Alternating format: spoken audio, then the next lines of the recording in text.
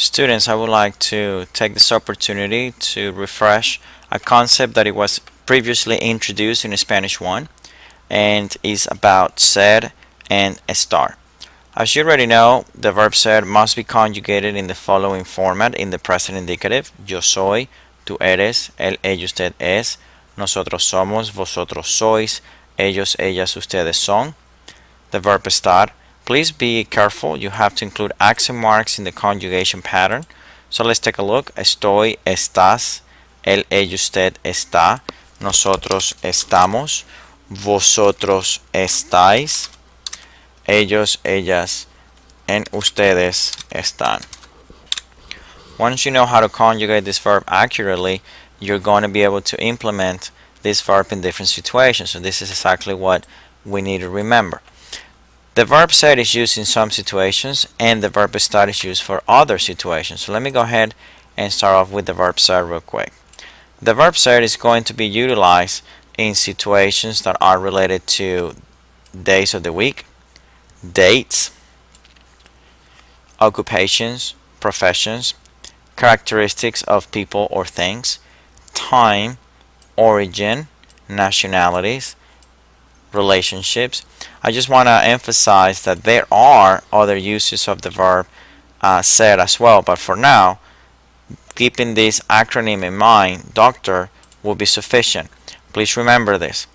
Day or dates. An example of the use of the verb ser with a day situation will be ¿qué día es hoy? Dates. ¿Qué fecha es hoy? Or ¿cuál es la fecha? Occupations or professions. Mi madre es ingeniera. Characteristics. Well, when you describe yourself, yo soy alto y simpático. Time. ¿Qué hora es? Origin. ¿De dónde eres? Yo soy de Allen, Texas, as an example. I could also use the nationality. As I want to say I am from the United States, I'm going to have to say soy estadounidense. We're going to talk about nationalities in just a minute. Relationship, for instance, él es mi mejor amigo Carlos, and so forth.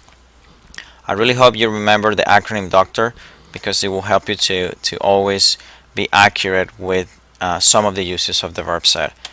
Uses of estar, as you already know, this verb is used in different situations such as emotions. You use this verb every time when you greet someone. For instance, ¿cómo estás? Yo estoy bien, gracias. ¿Y tú? Locations. This is one that it is important, and I want to bring up the situation that we have had in this past week in class with the question, ¿me dices dónde está el baño? And some of you know exactly what I'm talking about because you have struggled providing the proper form in your answer. So a good hint that I like to share with you is the use of the prepositions of place when you work with the verb estar. El baño está al lado del salón de clases. El baño está cerca de la clase de español. El baño está entre. That's another preposition that I notice I don't have there. Entre la puerta y el salón de clase, as an example. Okay, so I just want to make sure that you understand the importance of knowing the proper conjugations of the verbs, and most importantly, the use of the prepositions of prepositional phrases. We also use the verb estar for food taste. Temporary condition, like when someone is sick, for instance, that's a temporary condition. And most importantly, present progressive. The use of the estar always goes with the present progressive. There are some examples here that I'm going to encourage you to work with. Make sure you do this thoroughly. Read the acronyms once again if it's needed. And down here we have the nationalities. Well, I'm going to encourage you to find the different nationalities for these countries and bring those to class. We will be addressing this concept next time. And study this because this will be part of your quiz. We'll see you in class. Adios.